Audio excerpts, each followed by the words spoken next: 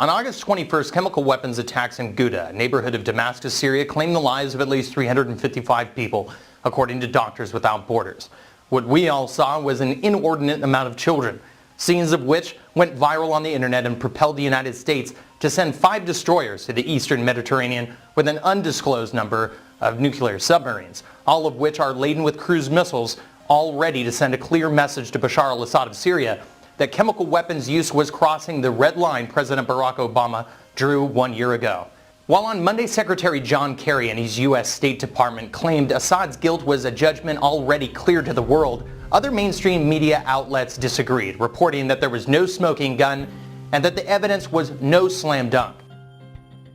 In fact, the evidence was all based off a report and analysis of Israeli Surveillance Unit 8200, our equivalent of the NSA, not exactly an uninvolved actor in the region. Many problems, of course, arose immediately after the attacks in Ghouta. While the Syrian government is purportedly the largest stockpiler of chemical weapons in the world, the opposition has them too. Now, infamous video has allegedly shown rebels killing rabbits with ad hoc mixtures of chemicals procured from Turkey. Other reports have acknowledged chemical weapons depots have also been seized in rebel gains. On August 23rd, LiveLeak.com hosted an audio recording of a phone call broadcast on Syrian TV between a terrorist affiliated with a rebel militia in Homs, Syria, and a Saudi Arabian boss identified as Abdul Basit. The phone call indicates rebel-affiliated terrorists in Syria, not the Assad government, launched the chemical weapons attack in Deir Balba in Homs, Syria, one of some 14 alleged chemical attacks pinned on President Bashar al-Assad. WorldNet Daily hosts a litany of these YouTube videos showing rebels handling chemical ordnance and alleged nerve gas missiles. Adding to the confusion is also the potential use of Muammar Gaddafi's stockpiles, which were at one time feared to have fallen into the wrong hands, at the very least left unsecured amidst the NATO-backed no-fly zone and the ensuing melee during the revolution in Libya. The concern his weapons were transferred to Syria was highlighted in the Benghazi affair, and further supported by Bill Gertz, who recently reported that 20% of the Mujahideen doing the majority of the fighting in Syria are from Libya. But most importantly, the UN's Carla Del Ponte officially acknowledged suspicion rebels had in fact used chemical weapons. Yet even with all the counter evidence, mainstream opinion, while against involvement in Syria, believed Assad was still to blame. This is prior to a UN chemical weapons investigation having even been concluded.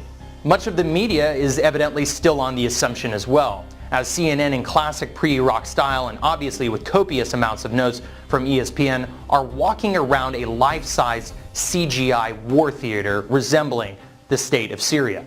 So is there anything to the Saudi connection suggested by the Post at LiveLeak.com? Well, we know that Qatar and Saudi Arabia are spending billions of dollars providing weapons to Syrian rebels. We know that Saudi Arabians host live auctions sending suicide bombers to Syria. Saudi Arabia and Qatar alone funnel millions of dollars to the rebels every month. But as RT's Gayane Chichikan reports, it's not just cash and weapons being smuggled into Syria, but ideology as well. This is said to be an auction taking place at a hotel in Saudi Arabia. What's on sale is a human life. The video shows a father offering his son as a suicide bomber into Syria and raising money as compensation.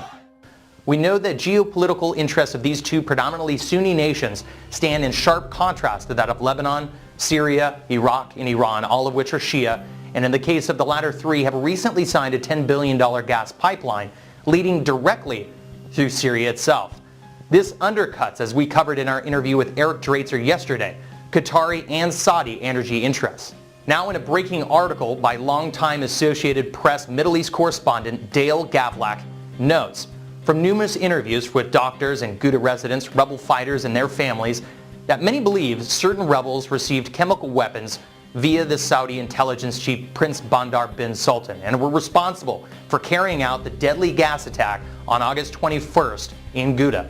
26 rebel fighters lost their lives that day, and according to Gavlak, it's because these fighters weren't properly trained in handling the weapons given to them.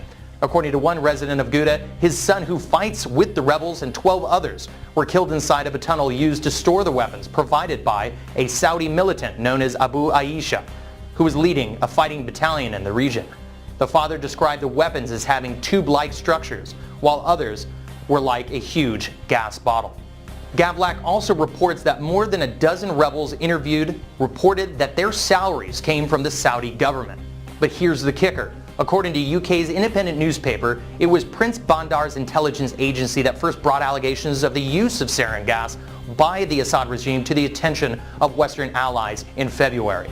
Now, the Iraq parallels have been hammered home in the last 72 hours, to be sure, so some might say it's appropriate that Prince Bandar, or Bandar Bush as he was called in those days, is back in the narrative. And if this report proves true and accurate, Barack Obama, just like George W. Bush, the CIA, and Colin Powell will have bought into the sweet, crude, scented lies by a man who's outlasted popes and presidents.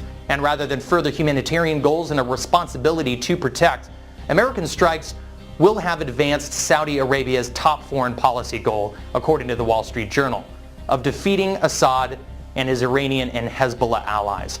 A lot of people on the lunatic fringe, as it's derided these days, have been wondering who Obama really works for and whose interests he really serves. According to this report, the answer is more than obvious.